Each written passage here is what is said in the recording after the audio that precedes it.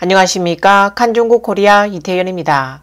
중국 축구의 승부 조작 문제가 이제는 무슨 비밀도 아니지만 리티에 전 중국 축구대표팀 총감독이 지난해 말 사람들 눈앞에서 연행됐습니다.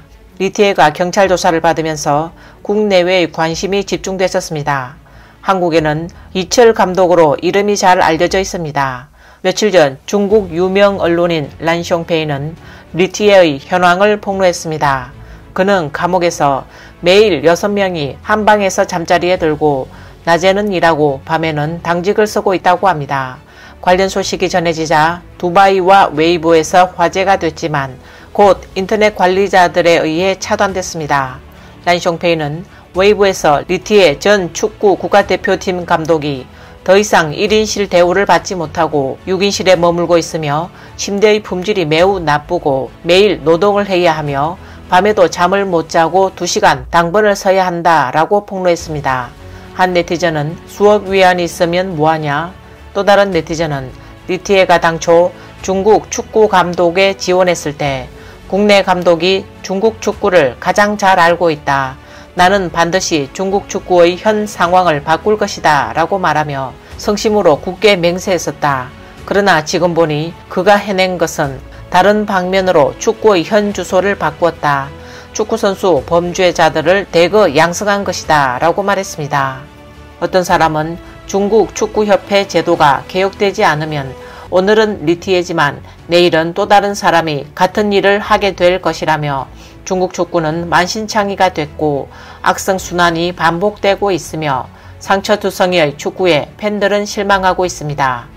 선수들은 절망에 빠져 중국 축구는 이미 철저하게 붕괴돼 다시 재정비하려 해도 20년 혹은 더 많은 시간이 필요할 수도 있다라고 지적했습니다.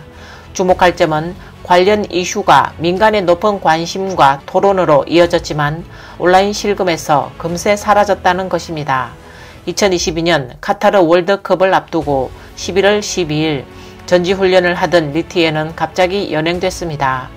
당시 언론인들은 리티에의 경제 문제에 대한 전면적인 조사가 시작되면 축구계에 지진이 일어날 것이라며 리티에는 선양의 한 은행에서만 1억 위안이 넘는 예금이 적발됐다라고 폭로했습니다. 리티에는 조사를 받은 후 남자 축구 국가대표팀 관련자 3명의 이름을 자백했습니다. 이들 중 장루는 2019년 슈퍼리그 우한대 텐하이전에서 승부 조작에 가담했다고 진술했습니다.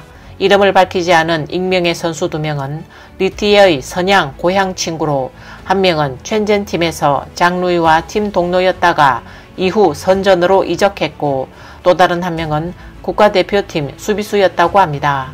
리티에가 불법 혐의로 체포된 이후 최소 11명의 중국 내 축구 관계자들이 잇따라 해고된 것으로 알려졌습니다. 이에 중국 축구가 썩은 데는 흑막과 규율 위반 문제가 만만치 않다는 게 중론입니다. 마드싱 중국 유명 스포츠신문 체육계 주보 부편집장은 선수들의 수입 증가에도 불구하고 축구 부패가 문제라고 지적한 바 있습니다.